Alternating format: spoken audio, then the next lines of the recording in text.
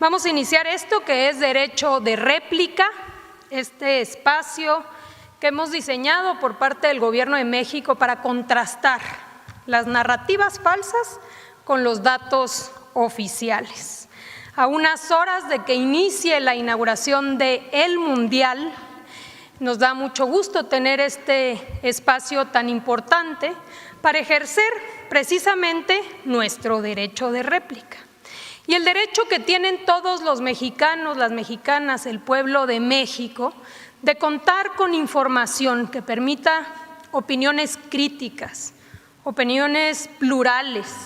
Por eso agradecemos mucho a los medios de comunicación que hoy nos acompañan. Invitamos al secretario de Hacienda y Crédito Público, Edgar Amador, nos acompaña el día de hoy, porque hemos definido que este espacio el día de hoy lo vamos a dividir en dos partes. Una precisamente en noticias falsas que tienen que ver con la economía mexicana. Por eso invitamos al secretario de Hacienda y vamos a iniciar, porque nos parece sumamente relevante precisamente a unas horas de que inicie el Mundial, hablar sobre todo el ecosistema digital, las activaciones digitales que se han implementado en los últimos días en torno al Mundial, las narrativas falsas y de dónde vienen, cómo se organizan, cómo se orquestan todas estas narrativas, lo vamos a demostrar en este espacio. Así que iniciamos. Muchísimas gracias. Narrativas falsas contra datos oficiales, 10 de junio de 2025. Iniciamos primero, adelante, con la activación digital sobre el Mundial 2026, ecosistema digital de derecha. Adelante. ¿Cómo es este ecosistema digital, esta red internacional de derecha? Esta red internacional de derecha no es una suma de esfuerzos aislados, sino un ecosistema estructurado y transnacional de injerencia, cuyo objetivo explícito es desgastar y debilitar a los gobiernos progresistas de América Latina a través de noticias y de narrativas falsas. ¿Cómo funciona?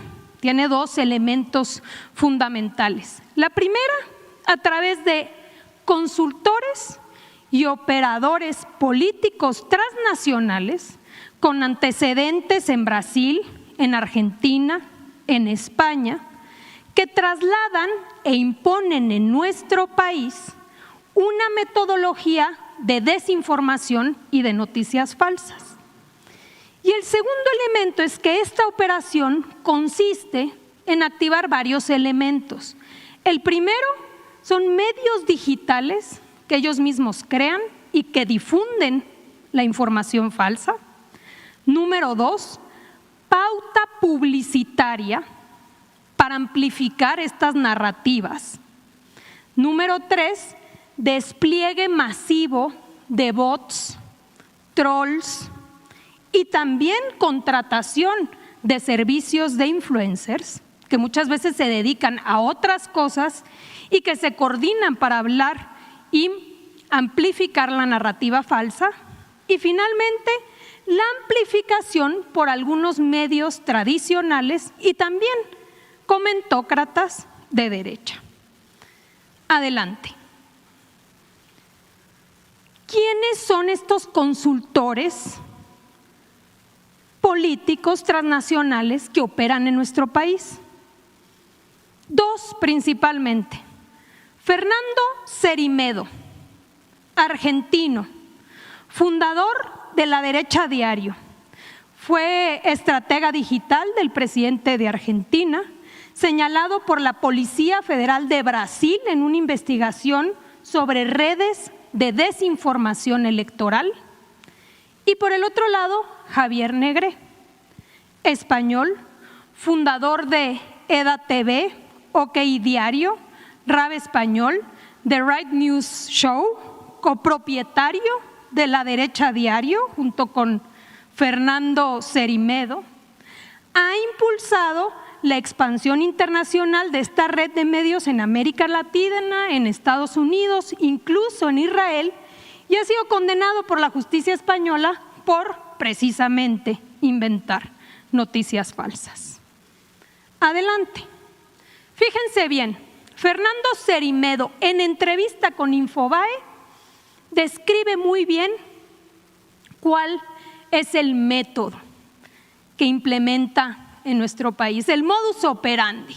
Y dice, ¿cómo organizó las primeras marchas opositoras desde las redes, revelando que crea trolls con inteligencia artificial?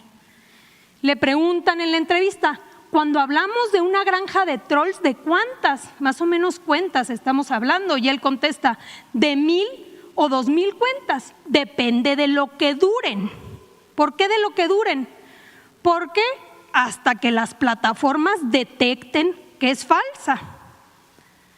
Hoy cada vez más las detectan y eliminan más rápido. Por eso es que hemos dejado de usarlas hace mucho para generar comentarios. Sí las usamos y lo hacemos para subir contenidos que generamos para aumentar su relevancia. Lo que importa es el contenido. Y dice, ¿qué pasó en 2022? Durante 2022, con la inclusión del TikTok, los algoritmos de las redes sociales cambiaron completamente. Dice, ya no es o ya no vale tanto un like o un retweet o un comentario, sino lo que vale es la calidad de la cuenta del que hace el tweet o posteo. Y tienen que ser usuarios los más cercanos a lo real. Automatizamos los procesos de ejecución, pero las cuentas las creamos manualmente. ¿Por qué? Porque tienen que ser reales, tener un perfil, y entonces las redes sociales le van dando relevancia. Es como hizo ahora Twitter. Si pagas la verificación de la cuenta, te da más relevancia porque dice, esta persona existe, aunque no exista. Entonces, pagan las verificaciones. Y luego dice, ¿cuántas más o menos cuentas tienes para ofrecer? Bueno, depende. Estamos cerca de las 50,000 solamente para el caso de Argentina. Ese es él hablando en Infobae. Adelante. Tenemos a Javier Negré. ¿Cómo llegaron a México? Es la pregunta. Aquí está un tuit del 30 de enero de 2025. El gran Ricardo Salinas Pliego me pidió ayuda para dar la batalla contra los zurdos que gobiernan México. Tras muchas horas de trabajo en México, la derecha diario es realidad. Al valiente tío Richie no se le pudo decir que no, tampoco a los mexicanos de bien que piden prensa libre. Aquí la web. Y vamos a ver el video donde precisamente dice quién lo invita y cómo es que llegan a México. Adelante. Las amenazas que recibí después de que el señor Ricardo Salinas en CIPAC, Argentina, me invitase públicamente a dar la batalla cultural a los zurdos, a los narcos, hizo que yo sintiese la tentación de ir a México y empezar a informar sobre el terreno. No solo no nos vamos a ir de México, sino que vamos a redoblar la apuesta, vamos a invertir más que nunca en libertad de expresión en este país y acabo de llegar a un acuerdo con un medio muy conocido mexicano, muy viral en redes sociales, para invertir en ese medio y establecer las sinergias oportunas para llegar a toda la población de México, estado por estado. México es un país clave para que la libertad domine América Latina. Ahí está, diciendo cómo llega a México, adelante, y quién lo invitó. Ahora, una distinción importante entre los bots y los trolls para entender este fenómeno. ¿Qué son los bots? Son robots, no personas. Operan a través de teléfonos, y aquí está el video, conectados a computadoras con programación sistemática. Se identifican por patrones recurrentes. Por ejemplo, ¿cómo puedes identificar a los bots? Porque tienen nombres alfanuméricos, falta de información personal y actividad altamente repetitiva. Suelen operar mediante retweets masivos, publicaciones automatizadas y el uso constante de hashtags para poder amplificar mensajes y aumentar su alcance. Actualmente hemos detectado 7 clústeres de bots que buscan posicionar hashtags y desprestigiar la imagen tanto de la presidenta de México, Claudia Sheinbaum Pardo, como del gobierno de México. Y que lo vamos a ver ahora, cómo se activan con ciertas narrativas ahora en el caso del Mundial. Aquí está el video de cómo se operan, están los teléfonos conectados a las computadoras y de manera automatizada van operando estas granjas de bots. Adelante. Por ejemplo, ¿cuáles son los hashtags que utiliza esta red? Narcopresidenta espuria Claudia. Y así masivamente empiezan a posicionar este hashtag. Presirvienta. Masivamente las cuentas que son alfanuméricos, oso 3339, y así puede encontrar uno en la red miles y miles de bots. Adelante. Ahora, los trolls. ¿Cuál es la diferencia entre unos y otros? A diferencia de los bots, los trolls son cuentas sin identidad, porque no podemos saber quiénes son, la gente no se identifica. Pero a diferencia de los bots, que solamente son automáticos y amplifican, aquí sí construyen narrativas y buscan incidir en la conversación mediante la generación de conflicto y activación emocional en los usuarios. Se meten para generar conflicto. Hemos detectado 86 cuentas que pueden clasificarse como trolls. De manera coordinada funcionan en contra de la presidenta de México y del gobierno de México. ¿Quiénes como ejemplos? El jefazo, Melissa Belli, la abuela García, Jack Espartano y Sugar Money Boy, entre otras 86 que se coordinan sobre las mismas narrativas. Adelante. Ahora bien, vamos a ver este ecosistema aplicado para el caso del Mundial. Activación digital sobre el Mundial 2026. ¿Cuál es la narrativa? México, Estado fallido, FIFA debe cancelar. Iniciamos con la derecha diario, ya dijimos quiénes son los dueños e invitados por quién y cuál es la narrativa que detonan. La FIFA debería cancelar el Mundial en México y reubicar todos los partidos a Estados Unidos. Nadie está seguro en un Estado fallido. Javier Negré, ya lo avisé hace meses, no se puede celebrar un mundial en un narcoestado fallido. Es absurdo, aún se está a tiempo de evitar más ridículos a costa de más eventos graves. Y aquí, vergüenza mundial. La selección de Japón se va de México. Adelante. Fíjense bien, esta es la conversación digital. ¿Y cuáles son los nodos detonadores? Javier Negré, la derecha diario, inicia todo el ecosistema alrededor. Adelante. Ahora vean este mapa. La conversación generó más de 137,000 menciones por parte de 52,000 autores únicos. Usuarios que comparten más de 20 veces el mismo contenido. A las 7 p.m. se registra un pico anómalo que demuestra que es artificial. Y la red de bots fue activada desde puntos de granjas de bots, no solamente en México, en Estados Unidos, en España, en Venezuela, en Argentina, incluso en países como Indonesia, Turquía o la India. Adelante. ¿Qué palabras utilizan? Estado fallido, México, Mundial 2026, narcopresidenta, violencia, infraestructura fallida, FIFA, narcoestado, crimen organizado, cárteles, cancelar mundial, tren ligero, México peligroso. Esta es la conversación difundida. Adelante.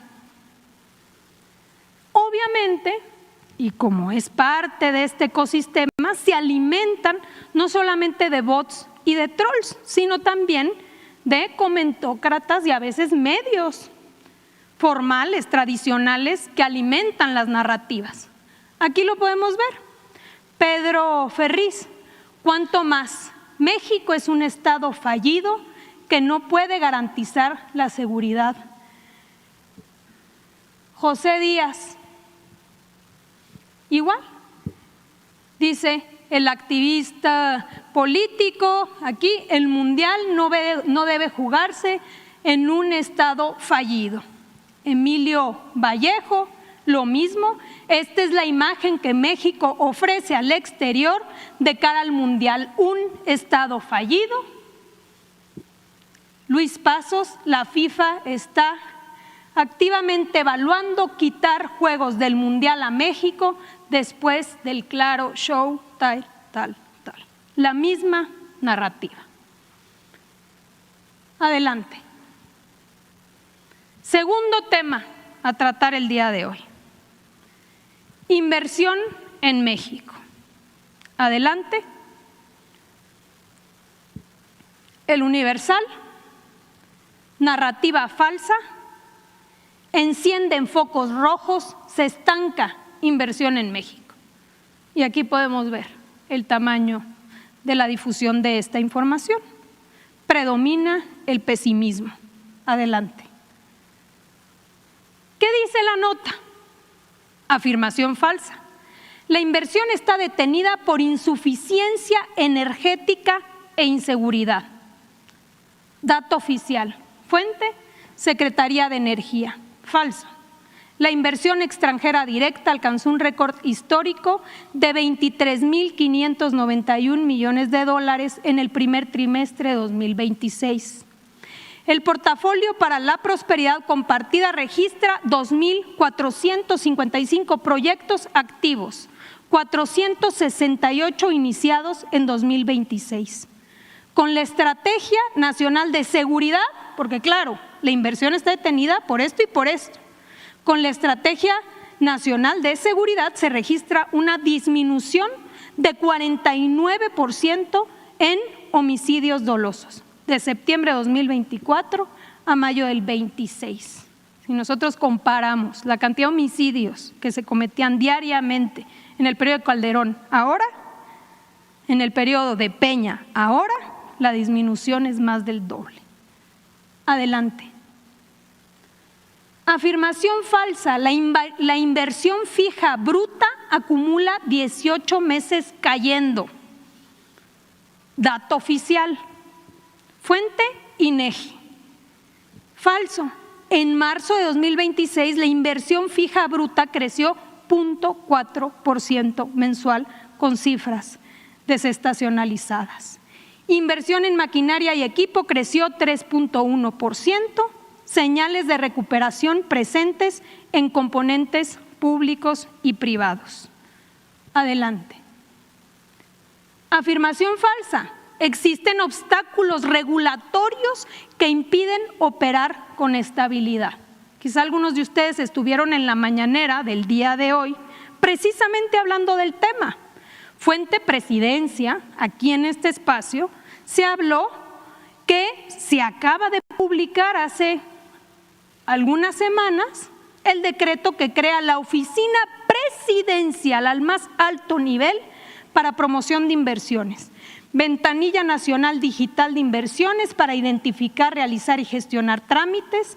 Plataforma Nacional de Establecimientos Mercantiles para simplificación de requisitos dirigidos a micro y medianas empresas y también todo lo que tiene que ver con facilitar trámites de la COFEPRIS.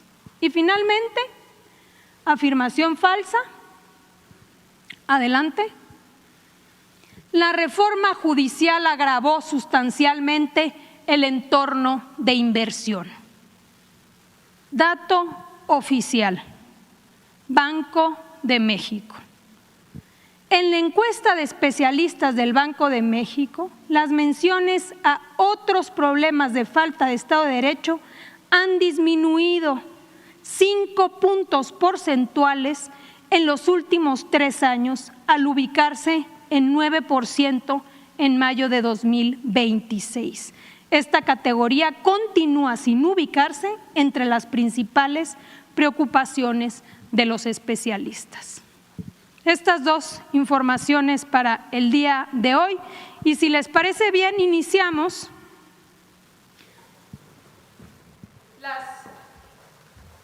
las preguntas de los medios de comunicación, iniciando con alguno que quiera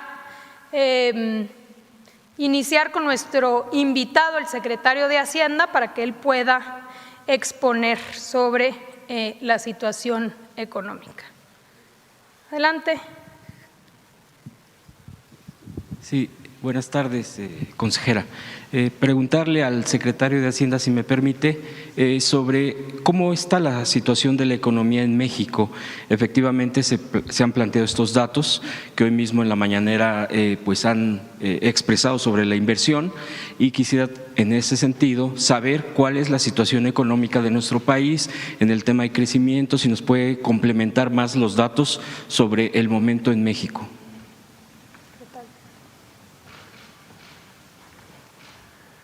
Muy buenas tardes a todas, a todos. Gracias por la pregunta, es muy importante.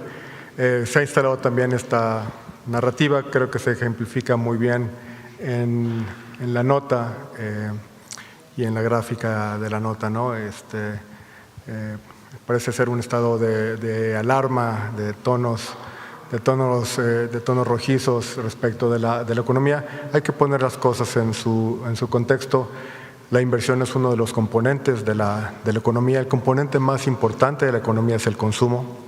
El consumo creció 3.2% en el mes de marzo, de acuerdo con los datos publicados recientemente por el INEGI. El consumo, que representa la mayor parte de la demanda agregada en la economía, la mayor parte de la economía, tiene un componente muy sólido.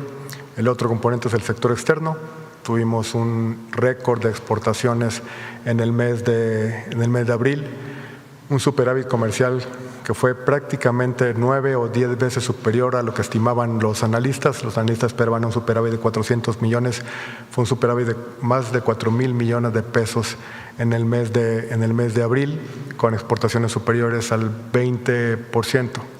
Entonces, creo que esto no se tipifica como una situación de alerta, sino al contrario. Tenemos un crecimiento sólido en algunas de las variables principales, y en el tema de inversión, como mencionaba la consejera, tenemos una estrategia muy concreta, muy sólida, basada en la aprobación de la nueva ley de infraestructura y sus reglamentos para empujar la inversión productiva, tanto pública como mixta, y ahorita vamos a ver algunos datos que nos van a permitir, digamos, borrar un poco esta narrativa perniciosa respecto del estado de alerta de la economía.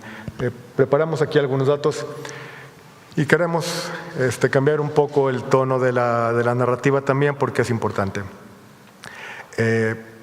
Y está bien hacerlo así, digamos. Hay que ver los grandes agregados, el consumo, la inversión, la balanza comercial, los grandes números de la economía, pero queremos empezar con un conjunto de datos que muestran cómo está percibiendo la gente, la población en general, la situación de la economía. ¿Cuáles son las variables más importantes para la gente respecto de la economía, para las mexicanas y para los mexicanos? Vemos la gráfica del salario mínimo. ¿no? Esta gráfica creo que sí es más importante para nosotros, para nuestras familias, que los datos más agregados de inversión bruta de capital fijo, de depreciación, etcétera. Creo que esta sí representa un ingrediente que nos habla de cómo perciben la economía los y las mexicanas. El salario mínimo general tuvo un aumento de 13% para ubicarse en 315 pesos diarios. Desde 2018 su poder adquisitivo, el poder de compra del salario mínimo se ha incrementado en más de 150%, fortaleciendo el ingreso laboral de los hogares, ¿no? Creo que sí, esto no califica como una luz roja, sino al contrario, es una luz verde. Creo que es una variable muy importante para las familias mexicanas. La siguiente, por favor.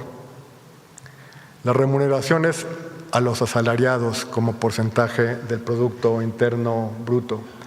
El Producto Interno Bruto se descompone en cuánto se va a utilidades, cuánto se va a salarios, cuánto se va a impuestos, cuánto se va a los distintos factores de la producción. Esto es histórico. Que las remuneraciones a asalariados representen el 30.5% del Producto Interno Bruto, significa que la economía está trabajando para las familias mexicanas, ¿no? Que una parte creciente de lo que se produce en el país va a los asalariados de este país.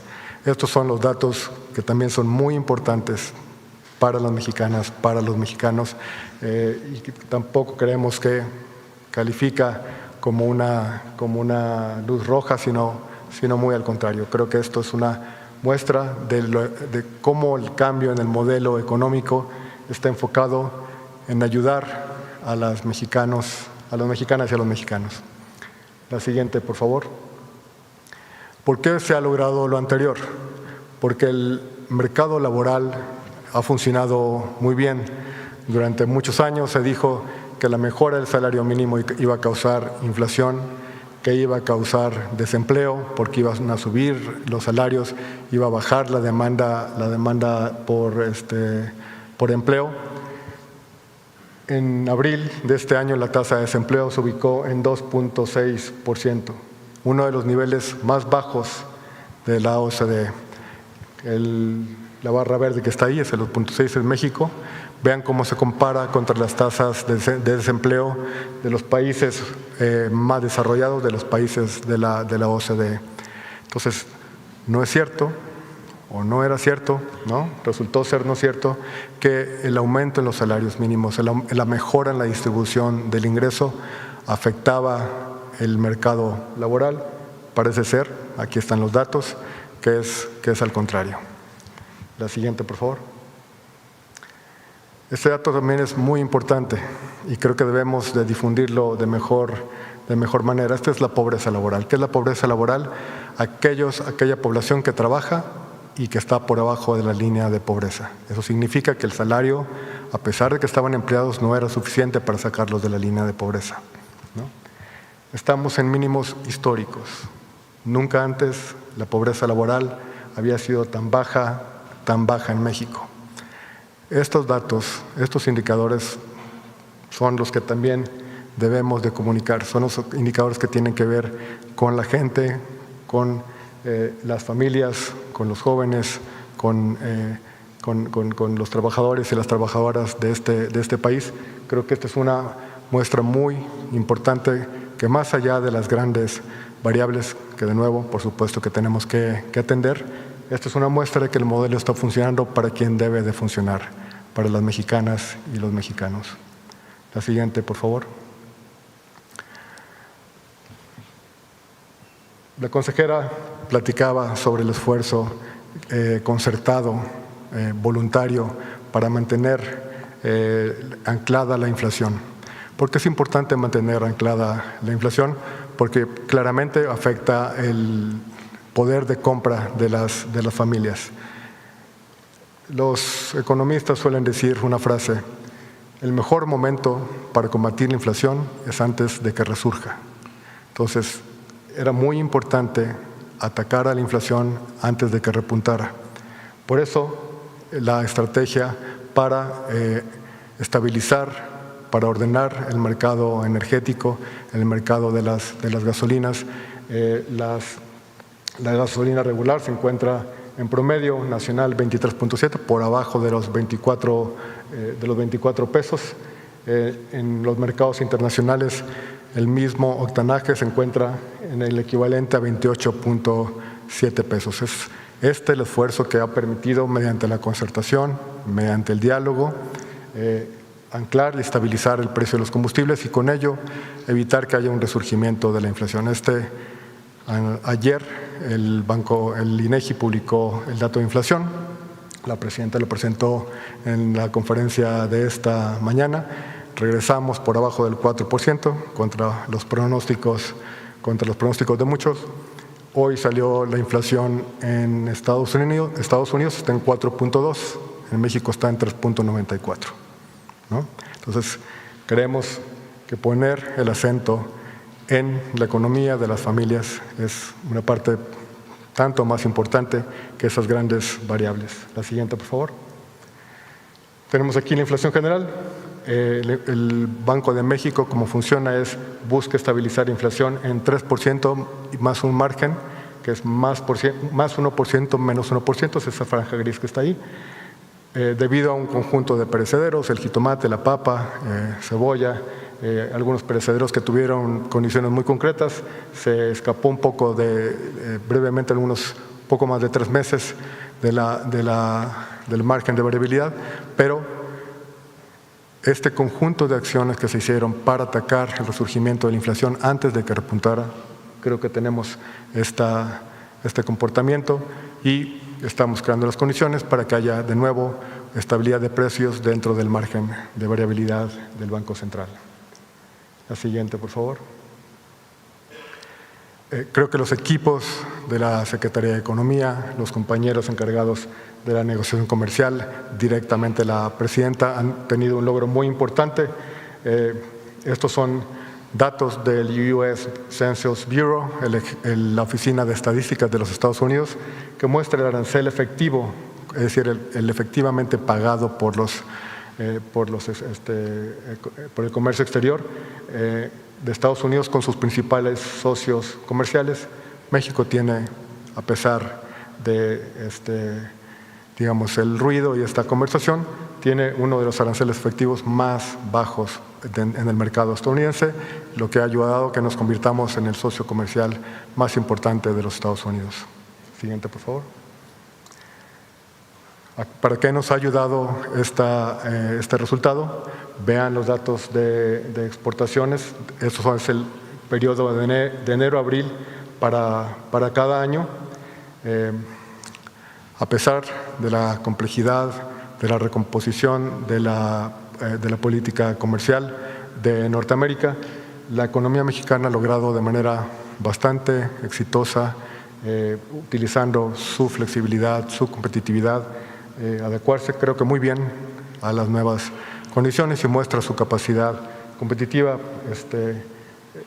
presentando récords históricos en estos números. No nada más vamos a marcar un hito histórico siendo el país que va a recibir la inauguración de la Copa del Mundo por tercera vez, sino también estamos estableciendo otros hitos históricos en exportaciones, en inversión extranjera directa, en reservas internacionales del Banco de México. La siguiente, por favor. Representamos el 16.9% de las importaciones de Estados Unidos. Somos el principal proveedor de los Estados Unidos, del mercado más grande del mundo. La que sigue, por favor. Representamos el 19% de las importaciones de electrónicos y el 35% de las importaciones automotrices de los Estados Unidos. Vean cómo nos comparamos contra Japón, por ejemplo, contra Canadá en autos, contra Taiwán, estamos por abajo de Taiwán. Vean cómo estamos contra Vietnam, contra Tailandia, ¿no? La economía mexicana tiene un sector manufacturero, productivo, muy especializado y que ha sido capaz de adaptarse y de sacar buenas oportunidades de estos retos recientes. La siguiente, por favor. Este número lo platicaba ya la consejera. Tenemos un récord de inversión extranjera directa en el primer trimestre. La siguiente, por favor. El tipo de cambio. Si hubiera alguna percepción negativa, alarmista entre los inversionistas, el primero en reaccionar sería el tipo de cambio. Entonces, creo que el tipo de cambio, cada vez que ve titulares como los que vimos por ahí de algunos medios, se rasca un poco la cabeza y dice, no entiendo qué está pasando, ¿no? Creo que la percepción de tranquilidad, de estabilidad, de solidez de la economía mexicana se refleja en la estabilidad del tipo de cambio. Ha sido una de las monedas que más se han apreciado en contra del dólar norteamericano en los últimos 12 meses. Y creo que esto atestigua, digamos, la confianza que los inversionistas y en general los mercados tienen para la política del país. La que sigue, por favor. Y este es un índice quizá un poco misterioso, pero es la percepción de riesgo del país entre los inversionistas. Entonces vean cómo está muy cerca de sus mínimos, muy lejos de mostrar alguna alerta, alguna percepción de preocupación respecto de todas las variables que se dicen. Creo que la tranquilidad con la que se desempeña este indicador muestra que las narrativas que buscan sembrar incertezas, dudas respecto de la estabilidad de la economía mexicana, pues no se corresponden con la percepción de los inversionistas. El siguiente, por favor. Y terminamos muy rápido respecto de este tema, este indicador que suele ser recurrente en algunos medios. La deuda pública como porcentaje del Producto Interno Bruto, que es la forma adecuada de medir. Si tomamos los valores nominales nos vamos a confundir, no sabemos qué tanto son 1,000 pesos, 10,000, 1 billón de pesos. ¿Cómo hacemos que esa cifra nos diga algo? Si la comparamos contra el Producto Interno Bruto, al cierre de abril del 26, estamos en 50% del PIB, que es la gráfica de la izquierda que compara la evolución. Estamos por abajo de años anteriores. Y es muy importante ver la otra gráfica, ¿no? Estamos bastante por debajo de niveles de naciones como Estados Unidos, como España, como Portugal, bastante por debajo de Brasil, que anda en 71% del PIB, por abajo de Israel. Estamos por abajo del promedio de América Latina. Entonces es muy importante ver en el contexto global para entender por qué los inversionistas, por qué los mercados ven con tranquilidad y estabilidad la perspectiva fiscal y la perspectiva económica del país. Entonces, es muy importante. Agradezco mucho la oportunidad de la consejera y del equipo de comunicación para comunicar estos mensajes. Hay que transmitir la tranquilidad, la fuerte posición relativa de nuestra economía. Le agradezco, secretario. Agradecemos mucho al secretario, creemos que era muy importante por todas las narrativas que no se suscriben a la que aquí presentamos. Vamos, si les parece, allá atrás. Adelante. Muchas gracias y felicitar al compañero Hans Salazar con una respuesta del secretario de PowerPoint. Perfecto, no se había visto. Ojalá nos dé la oportunidad de leer su nota. Yo quisiera preguntar al secretario si es posible comparar peras con manzanas. Usted habló, consejera, sobre la inversión fija bruta. La inversión fija bruta, pues sabemos que es lo que nos dice qué tanto se invierte y tiene que ser en un periodo largo. En 18 meses, la noticia falsa señala que cayó 4%, o un porcentaje. Pero la cifra que usted nos da es de marzo de 2025. Entonces, quisiera saber si tienen las cifras del periodo completo para efectivamente poder hacer una comparación y saber si esa información está distorsionada o no es correcta. Muchas gracias. Soy Alejandro Alemán, de Diario Plaza Juárez y de Enlace Mexamérica. Gracias. La inversión fija bruta tiene muchos componentes, ¿no? Entre ellos maquinaria y equipo, que es lo que mostraron, ¿no? Y tiene muchas determinantes. Está la inversión en construcción, está la inversión residencial, la inversión no residencial. ¿Qué es lo que vimos en el inicio de este año? Tenemos varios efectos. Un efecto es que venimos de una base de comparación bastante elevada, ¿no? La conclusión de los proyectos de infraestructura en el sureste elevó el nivel de la inversión bruta fija y de la mayor parte de sus componentes. ¿Qué es lo que estamos viendo? Como la comparación son interanuales, estamos viendo una comparación contra bases bastante elevadas. Por eso estamos viendo ese efecto estadístico, ¿no? que se está ya corrigiendo, y como mostró la consejera y como ves en los últimos datos, vemos ya una reversión de la tendencia, sobre todo en el componente de construcción y en el de maquinaria, en el de maquinaria y equipo. Dicho esto, nos interesa mucho ver hacia adelante la nueva ley y los vehículos de inversión, el portafolio de proyectos, donde tenemos 1.500 proyectos en donde los equipos encabezados por la presidenta, ella misma vio cada uno de esos proyectos, conforman un portafolio de 5.6 millones de pesos para el periodo de aquí al 2030. La instrumentación de esta ley, que requirió la aprobación y la publicación de su reglamento, que ocurrió hace 2-3 semanas,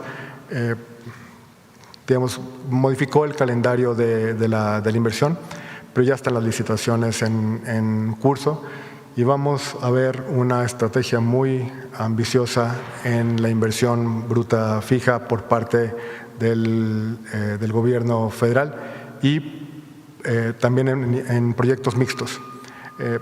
Creo que lo que ejemplifica muy bien el interés y el apetito de los inversionistas por los proyectos mixtos es el proceso que hubo en CFE, que salieron con una convocatoria buscando 7 gigawatts y recibieron ofertas por 34.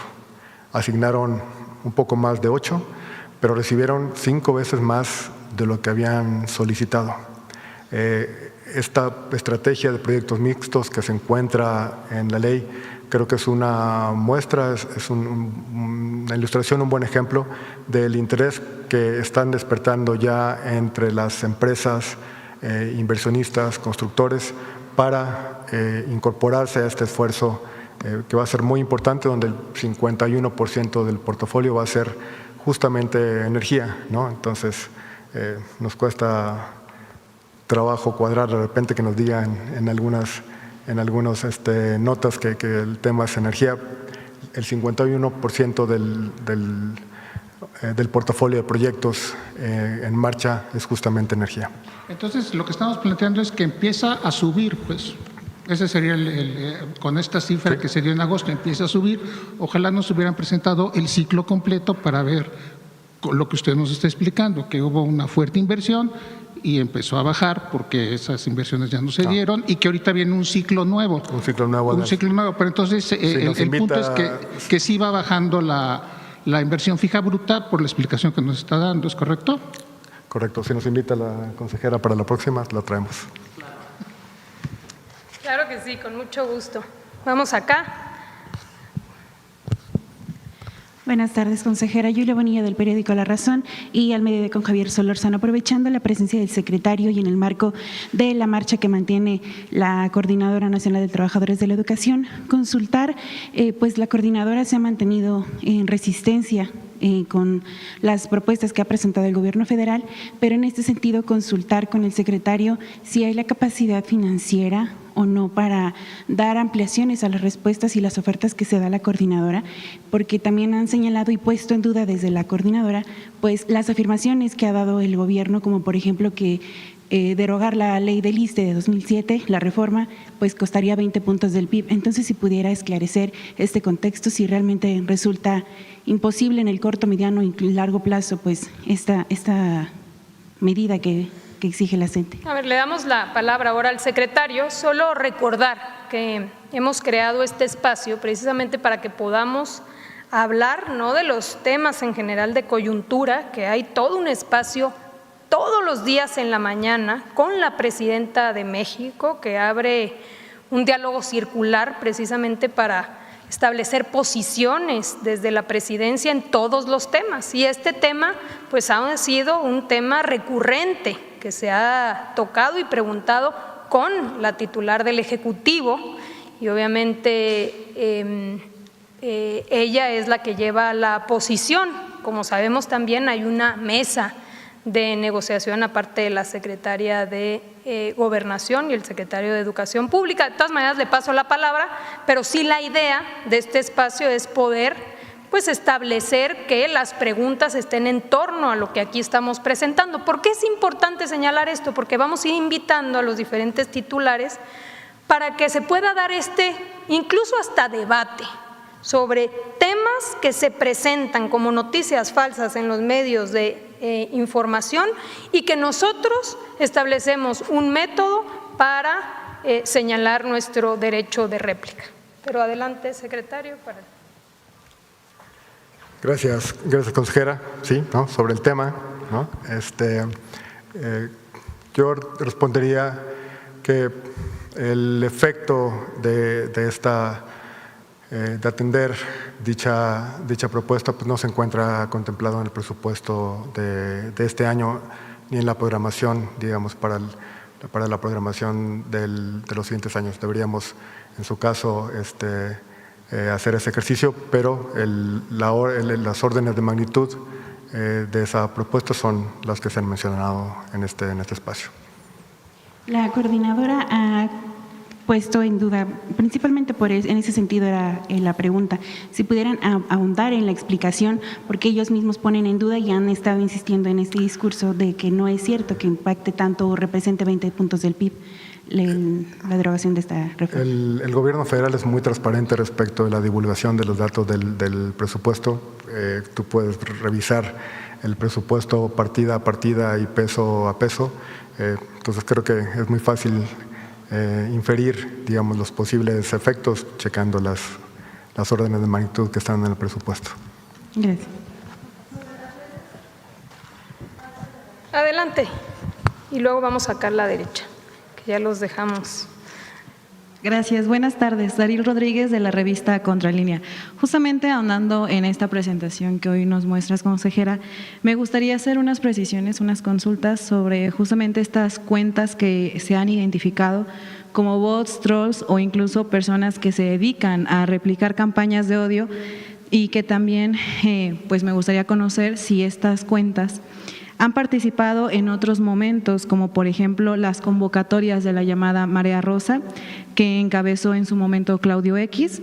También si han estado participando en campañas de las mentiras de lo que se conoce, lo que han denominado como el MacPrian, también la marcha de la supuesta generación Z y demás.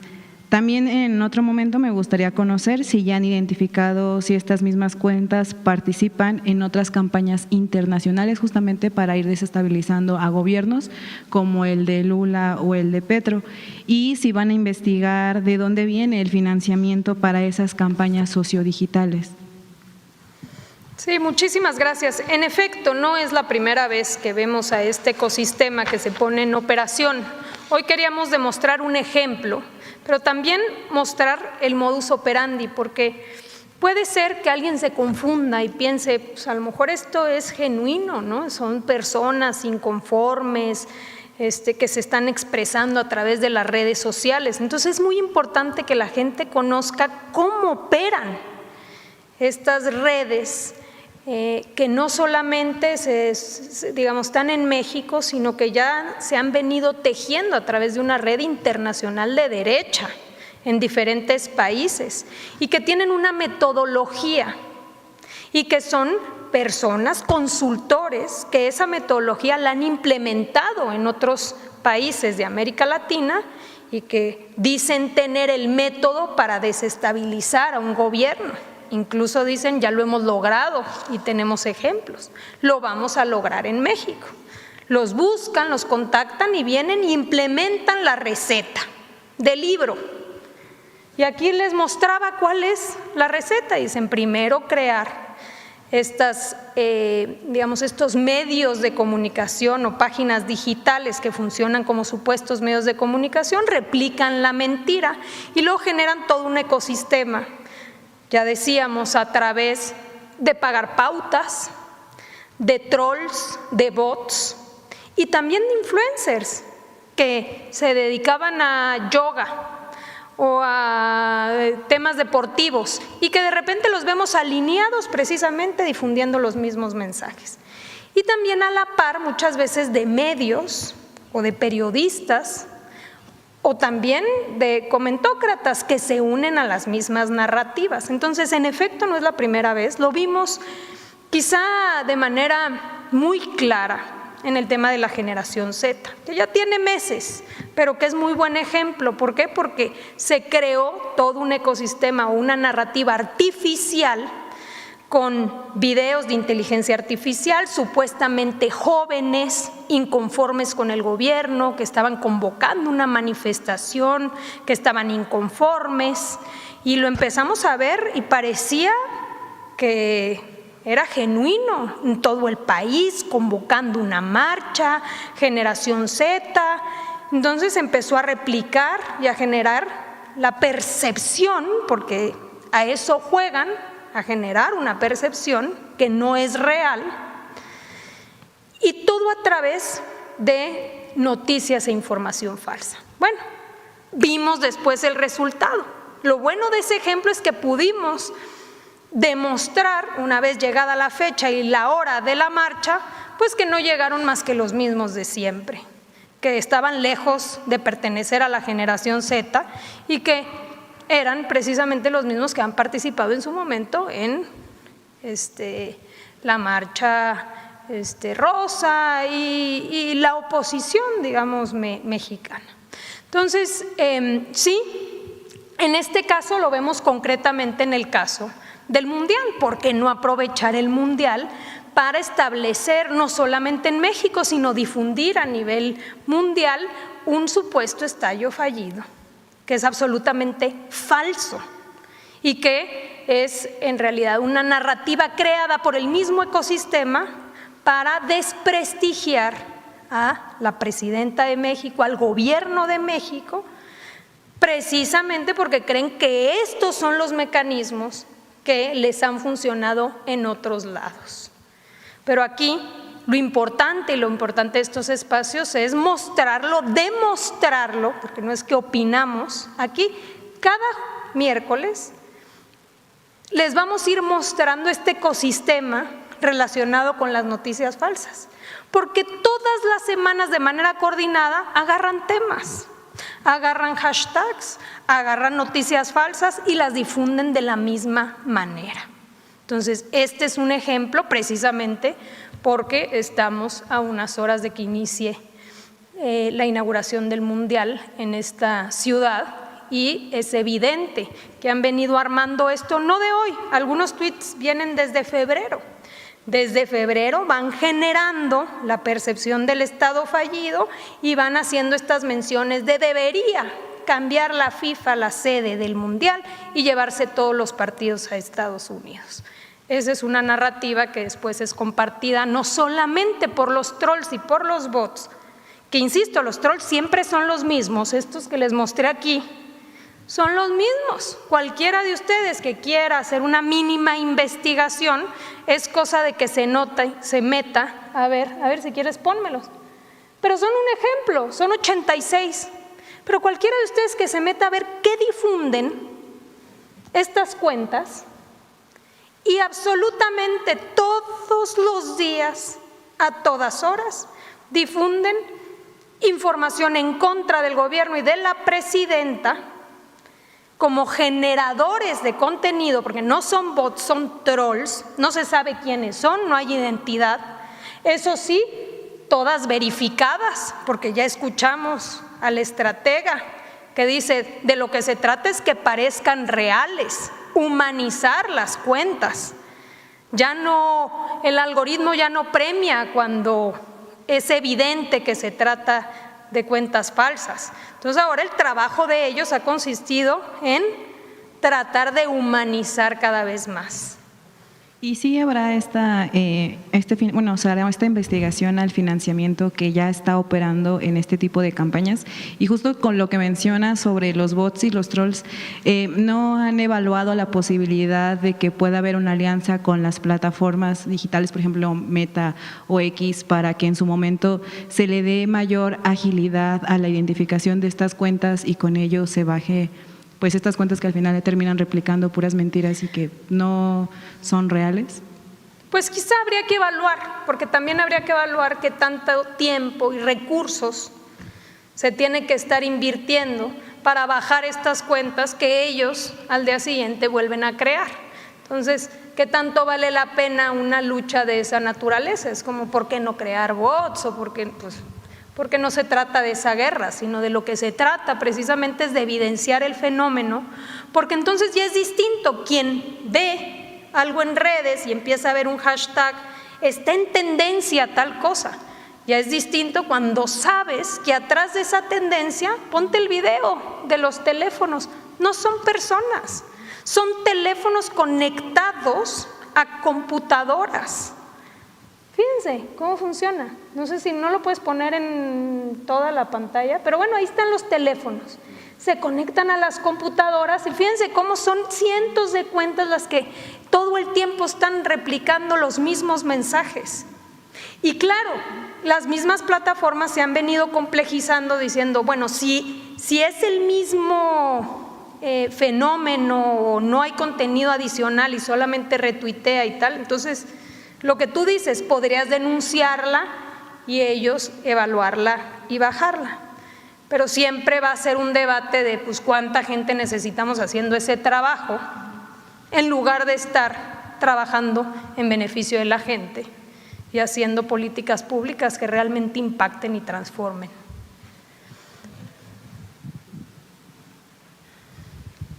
Buenas tardes, consejera. Buenas tardes, secretario. Eduardo Esquivel Ancona, de Domo de Cristal.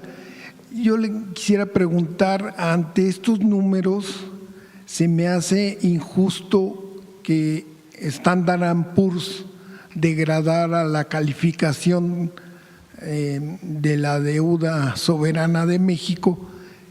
¿Qué piensa usted por qué Standard & Poor's hace esta degradación cuando la economía pues está bien, está estable, el déficit fiscal ha bajado en este gobierno, en el 2025 los ingresos fiscales aumentaron, solo a aduanas aumentó 25%, ¿no? La recaudación en aduanas. ¿Qué es lo que piensa usted de que por qué se degradó la calificación de la deuda soberana de México? Muchas gracias por la pregunta. A ver, no estamos de acuerdo y se lo dijimos a la calificadora. Justamente venimos de un esfuerzo inédito. El primer año de la administración de la presidenta Sheinbaum se llevó a cabo una reducción en el déficit fiscal de 1.5 puntos porcentuales del PIB.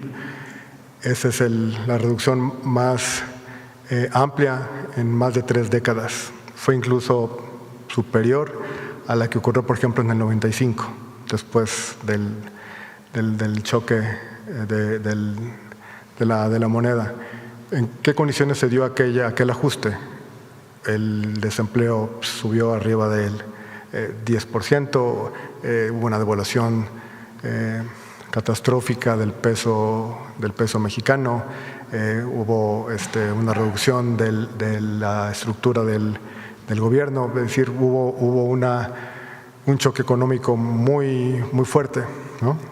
En esta ocasión se pudo realizar esta reducción tan importante en el déficit público en condiciones de una economía en crecimiento, con empleo en crecimiento, con aumento en los salarios, en las remuneraciones, con el tipo de cambio apreciándose, ¿no? Entonces, se logró un ajuste muy ordenado del déficit público, que era el compromiso que la presidenta había asumido, y subimos los ingresos tributarios como parte del PIB a 15.2%, de nuevo es un máximo histórico.